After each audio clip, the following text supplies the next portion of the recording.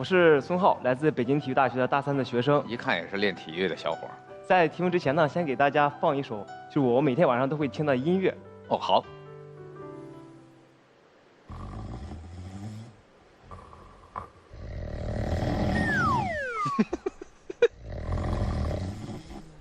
这应该你们宿舍对吧？我的天哪，这是晚上的，就你偷偷录的。对。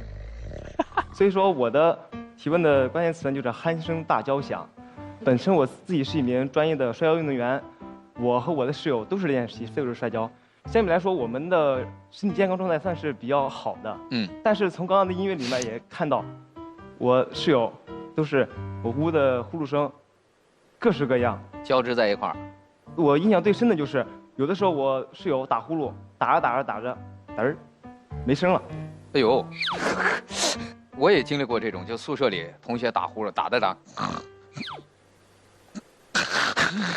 就挺过来了。哎呦，但那一下挺揪心的，你知道吗？就你会觉得，哎，怎么了他？然后就等着他，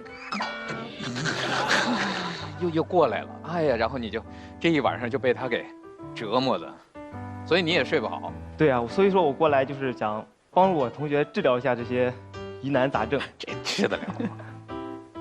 年轻人打呼噜正常吗？我估计像他这个身材哈，应该不会打呼噜的。我还好，他们宿舍应该都这个身材。不过他摔跤有胖的吧？对，比较胖，脖子比较粗吧？就是那个大腰圆，脖子粗那种。所以那种往往是这种粗脖子、短脖子，比较肥胖，这种比较爱打呼噜。所以说他这个一听就是叫，睡眠呼吸暂停综合征，按说是一种疾病。而且现在是一种常见的疾病，因为它分为什么呢？比方说像肥胖，像一些这种粗脖子啊，体重明显超标的，这种叫左 C 型。还有一种就是中枢调节有问题，中枢型，调节也会打呼噜。再就是混合型，就是两种都有。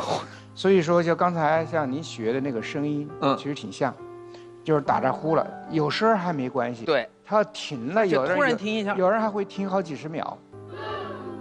不是说马上你就看他憋半天，哗，就这。哎，这个实际上他叫醒他是对的，或者是让他侧卧。比如有人他以前很瘦，他后来胖了以后照样会得这个，他瘦的时候就不会有，他体重超标了，脖子变成这个粗大了，然后有人是这种先天的结构不好，像你这是比较标准，就是这个下巴尖，你看抠进去这个没问题。有的是小下巴斜坡就下来了，就是下巴比较短，然后从这个脖子连在一起了，就没有这个正常的这个没有往外，没有这个抠着，所以这种人也容易打呼噜，所以应该是到医院做个监测。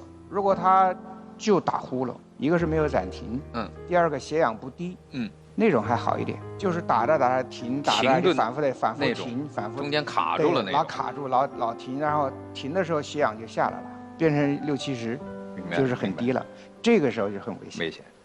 暂停的时候很危险。回去跟同学说，尤其是如果他中间有暂停的那位同学，一定让他按照童院长的建议到医院做个监测、检查，这是对自己健康负责任，好吧？好，谢老师，谢谢。